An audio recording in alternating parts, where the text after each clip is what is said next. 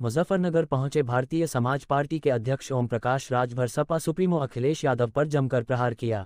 उन्होंने कहा कि अब अखिलेश यादव पर कोई भी सियासी भरोसा नहीं करता। उन्होंने बसपा, रालोद, कांग्रेस और उनकी पार्टी से कई बार गठबंधन किया, लेकिन हर बार तोड़ा। उन्होंने भरोसा दिलाया कि पीएम नरेंद्र मोदी देश भर में जातिगत जनगणना कराएंगे। बसपा अध्यक्ष मायावती की ओर से सुरक्षा मांगे जाने को राजभर ने जायज ठहराते हुए गेस्ट हाउस कांड की याद दिलाई। गुरुवार को भारतीय समाज पार्टी ने गांव परेई में किसान मजदूर सम्मेलन का आयोजन किया, जिसमें पार्टी के राष्ट्रीय अध्यक्ष ओम प्रकाश राजभर ने शिरकत की। सम्मेलन स्थल पर रवाना होने से पहले पीडब्ल्यूडी डाक बंगले पर उन्होंने कहा कि किसान मछली से लेकर इंसान तक का पेट भरने का काम करता है।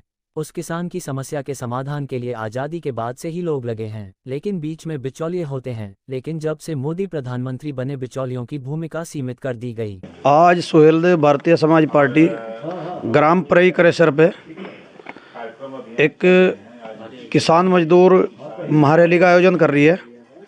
उसी को संबोधित करने के लिए हमारे माननीय राष्ट्रीय अध्यक्ष जी हमारे आवास पर पहुंचे हैं और यहाँ से अब रैली स्थल पर जाएंगे। किसान के सम्मान का, महिलाओं के सम्मान का मुद्दा, शोषित, पिछड़ा, वंचित, गरीब आदमी की आवाज़ हमारे राष्ट्रीय अध्यक्ष जी उठाते हैं। तो आज भी इसी कार्यक्रम को लेके आए हुए हैं और लोगों को संबोधित करेंगे, अपनी बात रखेंगे। आज मुजफ्फरनगर में भारतीय समाज पार्टी द्वारा किसान मजदूर महारैली का कार्यक्रम किया गया है, जो आज देश में पक्षी से लेके जानवर से लेके इंसान तक पेट भरता है किसान। उस किसान की समस्या के समाधान के लिए आज़ादी के बाद से लोग लगे हैं, लेकिन बीच में बिचौलिए होते थे।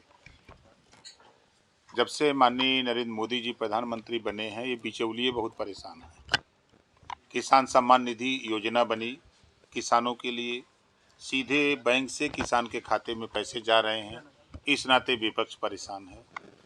इलाज के लिए आयुष्मान कार्ड बना 5 लाख रुपए का कि गरीब अपना इलाज करा लेगा, किसान इलाज करा लेगा, नौजवान इलाज करा लेगा। तो अब वो बिचौलिए जो पूर्व की सरकारों के लोग बीच में पैसे लूट लिया करते थे, वो परेशान है। इसकी जानकारी जैसे गन्ना किसानों के भुगतान की बात को आप लीजिए, पिछले कार्यकाल को आप देखेंगे तो इस बार के कार्यकाल में 80% से ज़्यादा गन्ना किसानों का भुगतान हो रहा है। हम मानते हैं कि 20 से 25% अभी कुछ चीनी मिलें भुगतान नहीं कर पाई हैं। सरकार उसके लिए भी कटिबद्ध है कि किसानों का भुगतान करा लिया जाए। देखिए, हम भी किसान के बेटा हैं, हम सब लोग किसान के बेटे हैं। सरकार प्रयास करती है और जो विश्व बाजार है, उस विश्व बाजार और देश में चीनी की खपत, पैदावार इतनी बढ़ गई है अपने देश में चीनी की कि चीनी बिक नहीं पा रही है, स्टॉक है। हम लोग भी सदन में जब माननीय मुख्यमंत्री से मिलते भी हैं, वैसे भी हमारा प्रयास रहा कि गन्ना किसानों का जो गन्ने का मूल्य बढ़ाने की बात हमारे तमाम नेता सदन में बोलते हैं, इस पे अमल लाया जाए। प्रयास हम लोग भी करते हैं। देखिए, अखिलेश जी का कौन भरोसा है। 2 बार गठबंधन किए, बसपा से तो नहीं टिक पाए, 2 बार कांग्रेस से किए, नहीं टिक पाए, 2 बार आरएलडी से किए, नहीं टिक पाए, निषाद पार्टी से किए, नहीं टिक पाए, ओम प्रकाश राजभर भारतीय समाज पार्टी से किए, नहीं टिक पाए। तो जब उनका खुद नहीं भरोसा है तो मायावती जी की क्या बात कर रहे हैं। देखिए, विपक्ष जो सवाल खड़ा कर रहा है, सच्चाई है कि जो विपक्ष का रोल होना चाहिए, विपक्ष अपने रास्ते से भटक चुका है।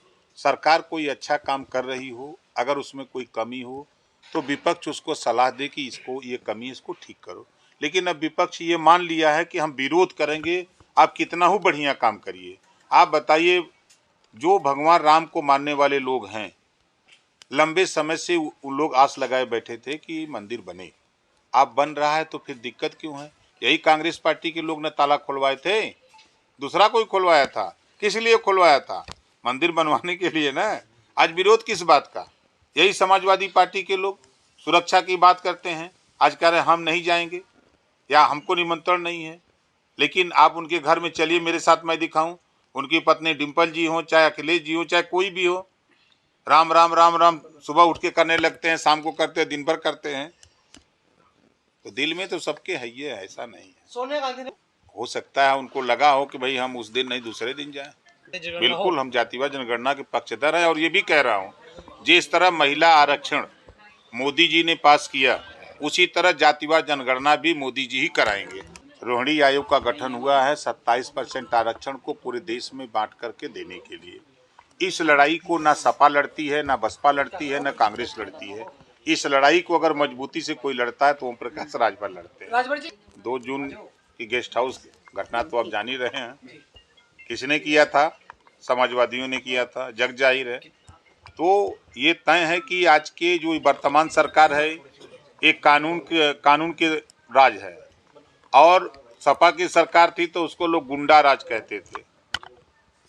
तो अब गुंडा राज में घटना हुई तो उस बात को मायावती जी जो कह रही हैं वो सही कह रही हैं।